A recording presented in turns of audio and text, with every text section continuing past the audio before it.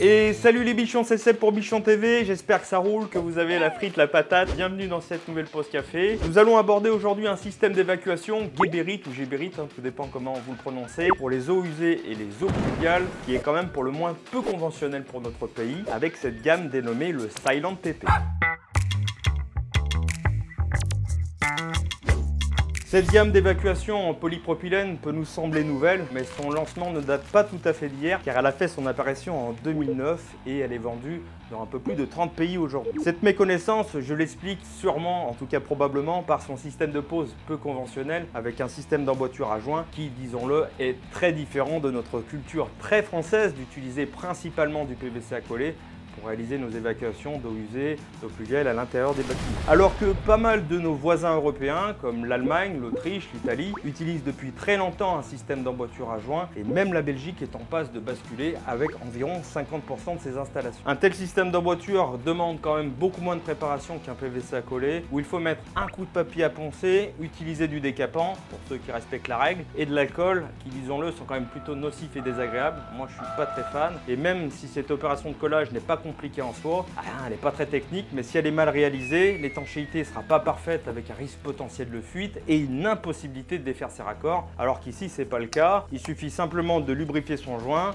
pour faire son emboîture et là j'ai une étanchéité instantanée. Si maintenant je veux vérifier la bonne étanchéité de mon installation avec le Silent PP, je vais pouvoir le faire immédiatement, à contrario de la colle qui va toujours demander un certain laps de temps, quand même 2 temps plus long à basse température. On a également un gain de temps supplémentaire parce que ici il est plus nécessaire de réaliser ces fameux assemblages à blanc pour tracer ses repères, avec en prime un petit peu plus de souplesse sur ses emboîtures. Le Silent PP est sous avis technique, que ce soit pour une pose en apparent ou en encastré, pour les applications en chute unique ou traditionnelle, et de ce fait les installateurs qui mettront en œuvre ce système seront couverts par leur assurance au même titre qui le sont avec un système qui est sous DTU. Bien évidemment, il faudra que vous respectiez les instructions de mise en œuvre, comme la pose des collets de fixation, qui sera d'ailleurs plus espacé que le PVC traditionnel, ce qui va vous offrir encore un gain de temps supplémentaire, et ça c'est grâce à sa résistance mécanique qui est largement supérieure et même plus élevé que la fonte en encaissant bien mieux les chocs. Les tubes sont constitués de 3 couches pour de faibles dilatations. On a une couche extérieure noire en polypropylène et carbone qui va résister aux UV,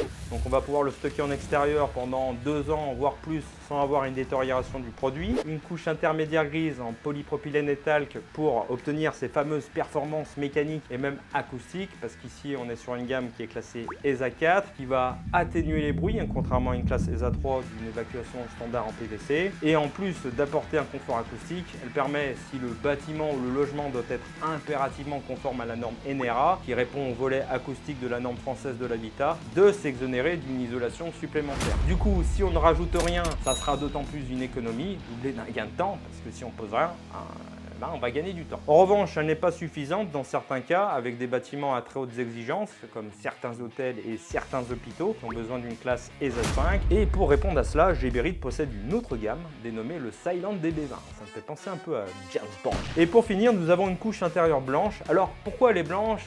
Elle n'est pas noire ou grise? Je sais que les plombiers, les opérateurs d'hydrocureuse connaissent déjà la réponse, et puis d'autres. En cas de problème, cela permet tout simplement une meilleure observation lors des contrôles par passage caméra. La gamme Silent PP s'étend sur 275 références avec des diamètres couramment utilisés chez nous et d'autres un petit peu moins. On a du 32, du 40, du 50, 75, 90, 110, 125 et 160 mm. On a des tubes qui sont disponibles dans une très grande variété de longueurs qui commencent à 15 cm, 25, 50, 100, 150, 200 et 300 cm. Donc on a largement le choix. On va pouvoir ajuster ses besoins en fonction de son chantier et pouvoir poser directement la bonne longueur sans avoir forcément besoin de les recouper. On a également des tubes de différentes longueurs, mais cette fois-ci avec 2 manchons aux extrémités, qui nous permet une fois coupé d'avoir 2 parties avec un côté mâle et un côté femelle. Cette très grande variété se retrouve également sur les raccords et les embranchements avec énormément de choix. Alors, outre leur performance mécanique, acoustique et même leur performance hydraulique accrue, parce que c'est important que ça glisse et surtout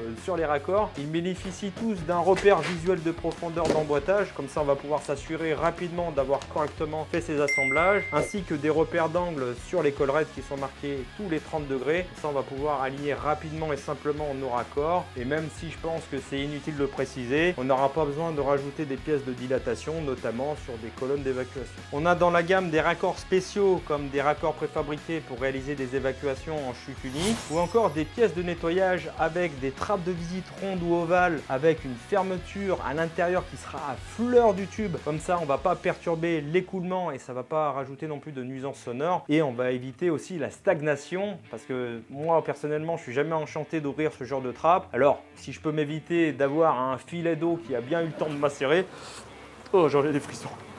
Il existe également des raccords de transition pour la fonte et pour le PVC qui permettent de switcher de l'un à l'autre et ça sera également très pratique pour repartir sur une installation en rénovation. Sur du PVC à coller, on pourra soit repartir sur des diamètres conséquents en 125, 110 ou 100 pour par exemple directement se raccorder en sortie de dalle ou sur une colonne, ou alors repartir sur des plus petits diamètres en 75, 50 ou 40. Le Silent PP aussi offre également une excellente résistance aux produits chimiques et aux températures élevées qui en fera un candidat idéal pour une partie des besoins de l'industrie.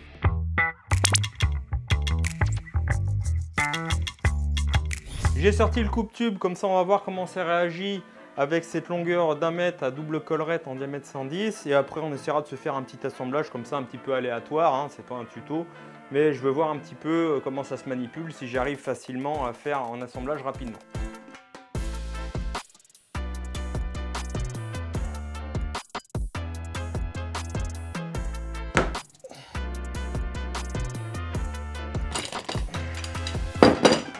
Bon bah regarde-moi ça, les 3 couches là. On voit bien là. Bon, on va essayer de se faire une simulation comme si on repartait sur un PVC en diamètre 100 avec le manchon de transition.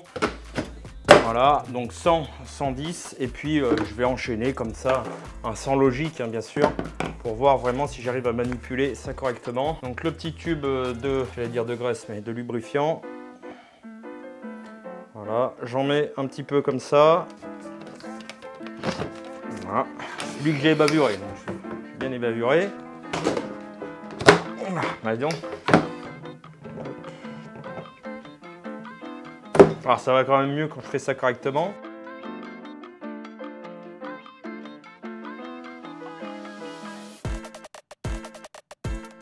Un truc de dingue. Je voulais regarder aussi si mes colliers, par exemple, là j'ai un collier en PVC en 50, ça pouvait aller. Ah.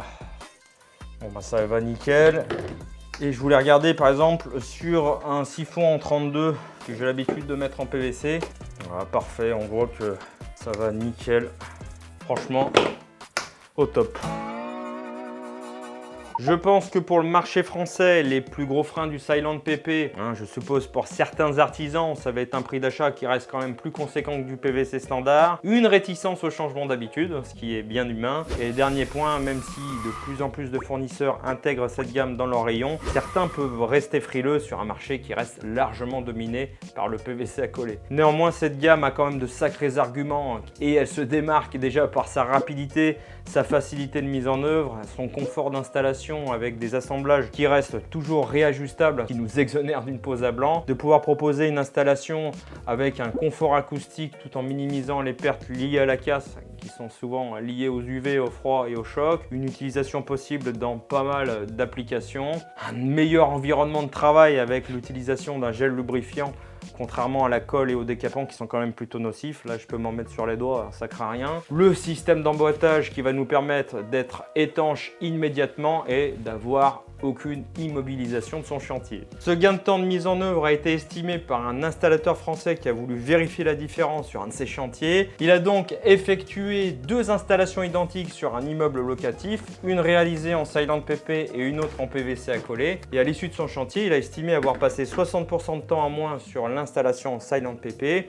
Alors, est-ce que ce pourcentage est exact? Franchement, difficile à dire, mais il est quand même certain que l'installation sera bien plus rapide et on sait pertinemment que la plus grosse des dépenses sur un chantier, c'est le coût de la main d'œuvre. J'ai en ma possession des calculs de comparaison de plusieurs chantiers en faveur des installations en Silent PP avec un bénéfice net supérieur au PVC standard. On aurait donc non seulement couvert le prix d'achat et en plus fait une marge supplémentaire. Certains pourraient voir à travers ça probablement que des arguments purement commerciaux. Pour ma part, je me dis simplement que si ce système est répandu dans pas mal de nos pays voisins, c'est peut-être une question d'habitude, une question de confort, mais je pencherais plutôt sur un calcul de rentabilité parce que franchement, je vois pas pourquoi ils iraient payer leur installation plus cher que la nôtre. Maintenant, si vous voulez vous faire votre propre avis, Geberit propose des kits SilentPP que j'appellerais des kits découvertes qui sont disponibles chez les revendeurs qui stockent ce système. Vous avez le choix entre un kit SilentPP au grise ou un kit SilentPP au noir, c'est un peu bizarre de dire comme ça, qui contiennent pas mal d'éléments, notamment des manchettes, des raccords, des coudes, des réductions, du lubrifiant. Et pour l'achat de l'un de ces kits, vous aurez des longueurs de tubes qui vous seront offertes. Ça vous permettra de réaliser une installation complète et de vous faire votre propre avis. Bien voilà, j'espère que cette petite présentation du SilentPP de chez Geberit ou Geberit, tout dépend comment vous le prononcez, aura pu vous éclairer. Si vous avez des questions, vous savez ce qu'il vous reste à faire, vos réactions dans les commentaires. Vous savez ce que ça veut dire. Allez, je vous laisse retourner à vos projets. Portez-vous bien et à bientôt sur Buchon TV.